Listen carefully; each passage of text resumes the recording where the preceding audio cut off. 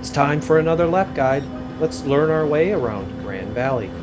Braking for turn 1 at the 300 board. I don't count the bend in the main straight as a turn. Second gear, accelerating as I go under the banner. Third is fine if you struggle with wheel spin. Moving toward the center to ease entry into the left. After the gantry is my turn in for the right-hander. Slightest lift can help rotate the car, but can be done at full throttle. This tree on the right is my brake marker for the hairpin, turn 5. I keep fairly close to the center line. Down to first, but second on exit.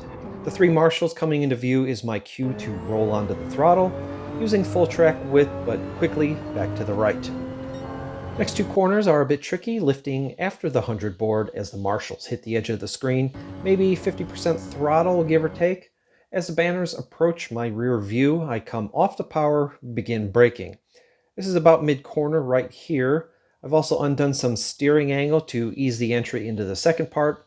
70-ish is my target. I'm a bit slow on this lap.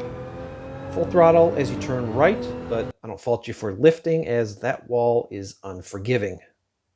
There's not a lot to use for braking mark here. I've been using the peak of this hill at the edge of the screen. It's not much, but my eyes are looking right and this stays within my peripheral vision. Over time, I've gotten used to spotting it. Down to second and braking again after the overhead banner before the start of this fence. Second gear is you accelerate out. As these signs come towards center of view, I use that as my acceleration mark.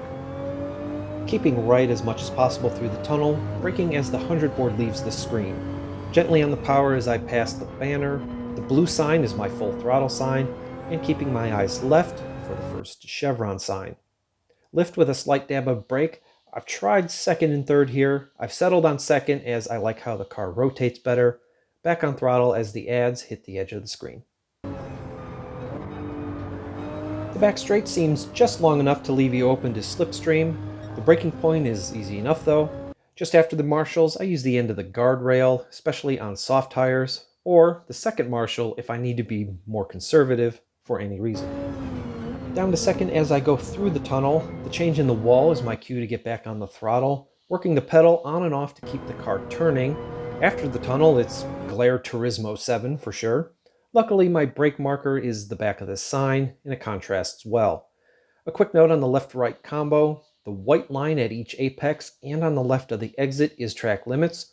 The curb is inset a little, making it tough to tell when you're too far over. Sticking to second gear, but third as I exit.